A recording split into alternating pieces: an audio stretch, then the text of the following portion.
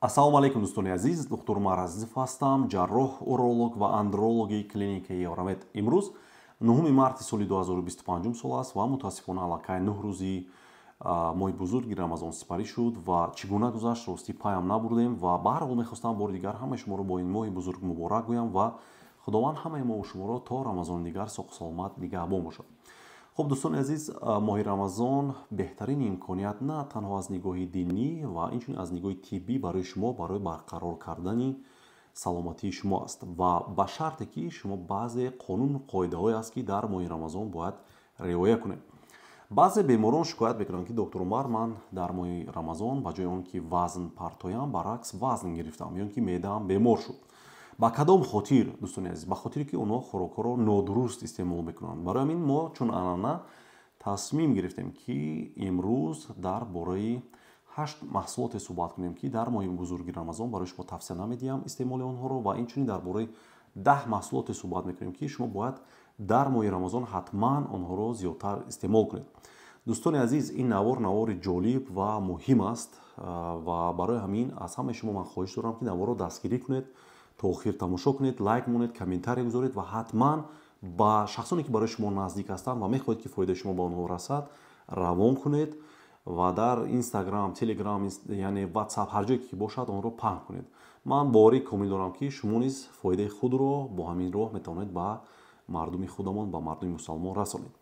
дӯстони азиз, пеш аз шурӯи мавзӯъ мехостам ду эълони муҳимро ба сами шумо расонам. якум эълон ин аст ки дар клиникаи Евромед духтурони нав ба кору фаъолият шурӯъ кардан. яке аз онҳо Маҳмадшоев Ёқубҷон Аҳлидинович ва духтури дигаре ки аз рӯзи душанбе кору яъне фаъолиятро шурӯъ мекунад, Раҷабов Хуршед Шарафҷонович. ҳар ду духтурон дӯстони азиз аз Федератсияи Русия даъват шудагӣ ҳастанд ва махсус барои шумо даъват шудагӣ ҳастанд. дӯстони азиз, мо онҳоро дар клиникаи Евромед яъне аз Русия ҷалб кардем то ин ки биёянд дар ватани худашон кору фаъолият кунанд ва яъне фоидаи онҳо ба миллати худашон расад.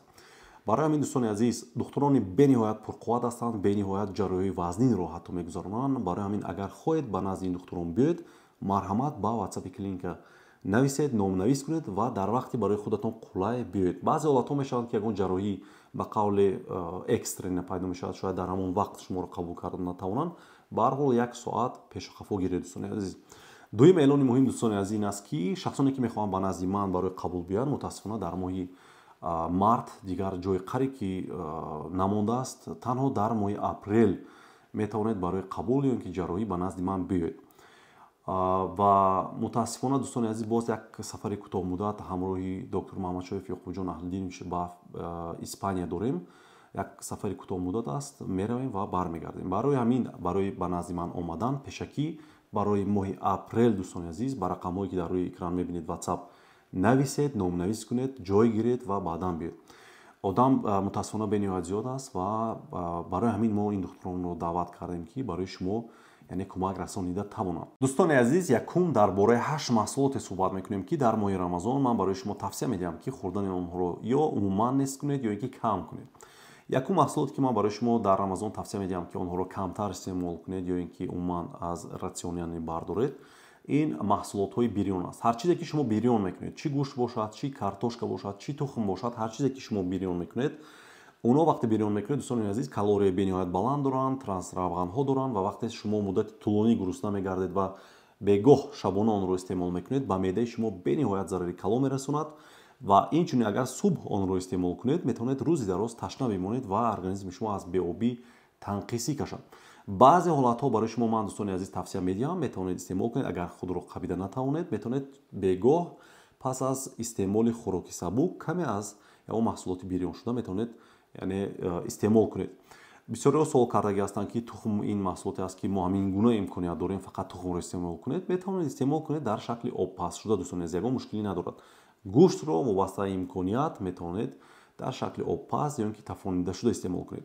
дуюм маҳсулоте ки дар моҳи рамазон ман барои шумо умуман тавсия намедиҳам, ин нӯшокиҳои газноки ширин ҳастанд. таркиби онҳо бениҳоят зиёд қанд доранд, иловагиҳои сунъӣ доранд, баъзе онҳо кофеинҳо дорад дӯстони азиз. инҳо сабаб мешаванд ки яъне шумо нороҳат шавед, яъне рӯдаи шумо дамиш мекунад ва инчунин қанди зиёди онҳо сабаб мешаванд ки қанди шумо зуд баланд шавад ва агар субҳона агар онро истеъмол кунед, барои шумо як энергияи дурӯғ медиҳад. Яъне шумо истеъмол мекунед ягон чизи ширинро, ҳамин мисли нушокиҳои газноки ширин, тез энергия мегиред ва ҳатто сер мешавед, вале пас аз 1-2 соат аллакай ин энергия талаф мешавад ва шумо яъне боз гурусна мемонед ва рӯзи дароз гурусна мегардед. Сеюм чизе ки дар моҳи Рамазон барои шумо тавсия медиҳам ки камтар истеъмол кунед, ин кофе аст, нушокиҳои энергетикӣ аст ва чойи сиёҳ ва кабуд. Бале дӯстони азиз, чойи сиёҳ ва кабуд дуруст шунидед.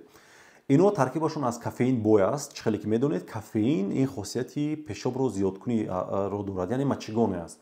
Вақте дар субҳ шумо онро зиёд истеъмол мекунед, инҳоро яъне чой, кофе ё ин ки нушокиҳои энергетикӣ, пешоби шумо зиёд мешавад ва шумо дар давоми рӯз вақте зиёд обро аз даст додед, аз беобӣ танқисӣ мекашед ва боз ногуфта намонад ки нушокиҳои энергетикӣ ғайр аз кофеин боз қанд дорад ки шумо вақте зиёд онро нӯшидед, қанди шумо боз баланд мешавад. Инчунин талаботи шумо боз ба об зиёдтар мешавад. Ҳам обро талаф медиҳед, боз талаботи шумо ба об зиёдтар шудан мегирад. Шумо ташна мемонед. Барои ҳамин дар моҳи Рамазон барои шумо тавсия намедиҳам. Дар шаб марҳамат 1-2 пиёла чой нӯшед, ягон мушкилӣ надорад, вале зиёди баъд барои шумо тавсия намедиҳем. Чорум маҳсулоте ки барои шумо умуман на танҳо дар Рамазон, инчунин дар дигар моҳҳо тавсия намедиҳам истеъмол кардани онҳоро. Ман худам аллакай 20 сол мешавад истеъмол намекунам. ин ҳасибҳо ҳастанд, колбасаҳо ва инчунин ҳамон сосискиҳо. Онҳо гӯштҳои коркардшуда ҳастанд ки таркибашон аз консервантҳо, нитрит натрия ва намакҳои зиёд бой ҳастанд. Вақте шумо онҳоро зиёд истеъмол мекунед, онҳо ба системаи дилу рагҳо зарар мерасонанд, ба рӯдаву меъда ва инчунин агар дар Рамазон онро зиёд истеъмол кунед, чӣ хеле гуфтам намаки зиёд дорад ва инчунин боз аз сирпиёз зиёд истифода мекунанд ва шумо талаботи об ба бадани шумо зиёд мешавад, яъне шумо зуд ташна мемонед. Барои ҳамин ман барои шумо тавсия намедиҳам. Чӣ хеле гуфтам, худам 20 сол зиёд мешавад дигар ин чизҳоро истеъмол намекунам ва моҳҳои охир буд исбот шуд ки истеъмоли зиёди онҳо сабаб мешавад ки бемор, яъне шахс ба бемории онкологӣ, яъне саратони рӯдаи рост гирифтор шавад. Барои ҳамин ба кӯдакони худ низ фаҳмонед дӯстони азиз, ин чизҳоро истеъмол накунад, чӣ хотдог бошад, чӣ дар кадом шакли набошад. Панҷум маҳсулоте ки ман барои шумо тавсия намедиҳам дар моҳи Рамазон, ин хӯрокҳои тез аст. Дар мардуми мо бисёртар биринҷова машҳур аст ки бениҳоят тез аст. Дар Рамазон барои шумо тавсия намедиҳам ва инчунин соусҳо, чили, дигар чизҳое ки тез ҳастанд, барои шумо тавсия намедиҳам. ба кадом хотир? Ба хотире ки тезии зиёд сабаб мешавад ки организми шумо зиёд оби баданро талаф диҳад, яъне арақ кунед ва шумо зуд ташна мемонед. Ва инчунин вақте шумо муддати тӯлонӣ гурусна мегардед ва тезиро вақте истеъмол мекунед, пардаи луобии меъдаи шуморо мезанад ва шумо ба илтиҳоби меъда, яъне гастрит гирифтор мешавед. Барои ҳамин дар моҳи Рамазон ин чизро барои шумо тавсия намедиҳам. Баъзе бемороне ҳастанд ки одат кардаги ҳастанд барои ҳамин чиз, баъзе шахсоне аниқтараш, яъне тезӣ истеъмол мекунанд. Барои шумо тавсия медиҳам ки пас аз истеъмоли хӯроки сабук шабона, яъне бегоҳ, метавонед каме ҳамон хӯроки худро тез кунед, яъне тези баъд не каме тез кунеду метавонед истеъмол кунед. Шашум маҳсулоте ки дар моҳи Рамазон барои шумо тавсия намедиҳам, ин маҳсулотҳо торт, пирог, паҳлава ва дигар маҳсулотҳои кондитерии ширин аст. Ширинӣ ва равғани таркиби онҳо сабаб мешавад ки қанди шумо зуд баланд шавад ва шумо дар бадани худ яъне энергияи фиребкунанда мегиред ва ин энергия зуд талаф мешавад давоми рӯз ва шумо давоми рӯз тез монда мешавед ва зуд гурусна мемонед. Ва инчунин агар шумо зиёди баъд инро истеъмол кунед, сабаби фарбеҳӣ мешавад ва риски гирифтор шудан ба бемориҳои қанди нави 2 зиёд шудан мегирад. Барои ҳамин дар моҳи Рамазон барои шумо тавсия намедиҳам. Баъзе ҳолатҳо шахсоне ки одат кардаги ҳастанд, дар як ҳафта 1-2 маратиба каме истеъмол кардани ин чизҳоро яъне маслиҳат медиҳам, ягон мушкилӣ надорад, вале зиёди баъд истеъмол кардан барои шумо ин гуна зарарҳо метавонад дошта бошад. Ҳафтум маҳсулоте ки барои шумо тавсия медиҳам ки онро дуруст истеъмол кунед, намуди дурусти онҳоро, яъне ширҳои серавған ҳастанд, панирҳои серавған ҳастанд ва инчунин қаймоқҳо. Он чизҳое ҳастанд ки серравған ҳастанд, онро камтар истеъмол кунед. Ҳаминро ширҳои камравған вуҷуд дорад, дӯстони азиз, панирҳои камравған вуҷуд дорад, ҷурғот, намедонам, чака, ин чизҳоро ба ҳазур метавонед истеъмол кунед, вале камравғанро, ба хотире ки агар шабона онҳоро шумо истеъмол кунед, метавонад ба меъдаи шумо зарар расонад, чунки меъдаи шумо давоми рӯз тайёр нест. Барои ин чизи вазнинро ҳал кардан шумо истеъмол мекунед, ҳал намешавад, барои шумо зарар метавонад расонад. Хоб, бисёриҳо суол кардаги ҳастанд ки ширчой хубтар аст ё ин ки шири оддӣ. Барои шумо шири оддиро яъне афзалтар мешуморам, ба хотире ки чӣ хеле гуфтам, ширчой таркибаш аз яъне чой низ иборат аст. Он таркибаш кофеин дорад ва пешоби шумо зиёдтар мешавад. خب دوستان عزیز امیدوارم شما رو درست شنیدید. ما شیر رو عموما من نکردیم، برعکس شما باید استعمال کنید. این محصولاتی است که در یعنی جمهوری ما همه قریب اون رو استعمال میکنند، ولی کوشش کنید که کم روغنی اون رو استعمال کنید. هشتم محصولاتی که در ماه رمضان برای شما توصیه نمیدیم این فست فود ها است. این برگر و نمیدونم پیتزا و دیگر محصولات ها و اینچنین چیپس و کریشکی و مایونز رو حتی برای شما توصیه نمیدیم، به خاطری که ترکیب آنها زیاد از روغن ها بویا هستند، ترانس روغن ها دارند، کربوهیدرات های رفینیده شده دارند و دیگر محصولات های هستند که دوستان عزیز ارگانیسم ما در ماه رمضان تیار نیست برای حل کردن این چیزها. و عموما بعضی چیزها مثلا ترانس روغن ها نوبسته از اون که رمضان است یا اینکه غیر رمضان برای شما ضرر میتواند داشته باشد. برای همین در ماه رمضان برای شما این چیزها رو توصیه نمیدهم. خواهش میکنم اگر شما خواهید که رمضان رو خوب گذرانید، یعنی بیمار نشوید، فربه نشوید، سلامتی خود رو خوب نگاه دارید، این محصولات رو باید شما یا کم کنید یا پورا از همون راسیون خود برآورید. دوستان عزیز من باوری کامل دارم که پس از شنیدن این گپایی که من برای شما فهموندم، بسیار چیزا رو من برای شما من کردم، شما سوال میکنید که پس اینقدر چیز رو من کردید پس چی استعمال کنید. من برای شما 8 تا 10 چیزی رو نامبر میکنم که در ماه رمضان شما باید آنها رو زیادتر استعمال کنید، برای بدن شما به نهایت فایده کلان دارد. خب دوستان عزیز یکم چیزی که من برای شما توصیه میدم در رمضان زیادتر استعمال کنید این خرما است، یعنی به قول فینیکی. فینیکی ترکیبش از کلتچاتکا، از قند طبیعی، مگنی، کالی، آنتی اکسیدانت ها بوی است که استعمال آنها نه تنها در رمضان غیر از رمضان نیز برای شما فایده به نهایت کلان میرساند. انرژی که شما از این میگیرید انرژی طولانی است، یعنی مدت طولانی شما رو میتواند استر نگاه دارد و اینچنین در شب در هنگام روزه شدن اگر شما پیش از آن که خوراک اساسی رو شروع میکنید 2-3 دانه اگر فینیکی استعمال کنید، معده شما رو فینیکی تیار میکند و خوراکی که شما میخورید به معده شما ضرر میتواند نرساند. دوم چیزی که من برای شما توصیه میدم که شما زیادتر استعمال کنید اینا میوه های تر و تازه و سبزیجات ها هستند. ترکیب اینها از ویتامین هایی که برای بدن ما لازم هستند بوی هستند، کلتچاتکا ها دارند و دیگر المنت هایی که برای ارگانیسم ما لازم هستند اونها رو دارند. شما باید این چیزها رو زیادتر استعمال کنید و این چنین وقتی شما میوه زیادتر استعمال میکنید ارگانیسم شما از انرژی طولانی مدت استفاده میکند و این چنین شما گرسنه دیرتر میمونید و تشنه نیز کم میمونید، به خاطر که ترکیب اینها از تمام میوه ها از آب بوی است. وابسته از شرایط دوستان عزیز بسیاری سوال میکنن که ما شرایط میوه نداریم خریدن، یعنی بسیار میوه‌هایی که تروپیکی هستند نه میوه‌هایی که در همین وطن ما میبرند، سیب است، انار است، هر چیزی است استعمال کنید برای شما فایده به نهایت کلان دارد. سوم محصولاتی که در ماه رمضان برای شما من توصیه میدم یک مشکل ندارد این گوشت های کم روغن مثل گوشت مرغ است. اینا به نهایت لازم هستند برای ارگانیسم ما، به خاطر که ترکیب آنها از سفیده ها، امینوکیسلات های لازمی و اینچنین ویتامین های گروه B بوی هستند و ما باید حتما آنها رو استعمال کنیم، به خاطر که برای موشک های ما عموما در بدن ما این چیزها به نهایت لازم هستند. 100-150 گرم در یک روز یک بار برای شما من توصیه میدم. خب چهارم برای شما توصیه میدم که اگر شرایط باشد از ماهی نیز استفاده کنید، به خاطر که ترکیب آنها از امگا 3 بوی است و برای کار دل و رگ ها به نهایت چیزی مهم است. در یک هفته یک بار اقلا اگر شما استعمال کنید برای شما به نهایت فایده کلان دارد و بسیارتر توصیه میدم که نه در شکل بریون، در شکل تفانیده شده و در شکل آبپز آن رو استعمال کنید، برای شما بهتر و خوبتر است. پنجم چیزی که من برای شما توصیه میدهم این نسک و نخود و لوبیا است.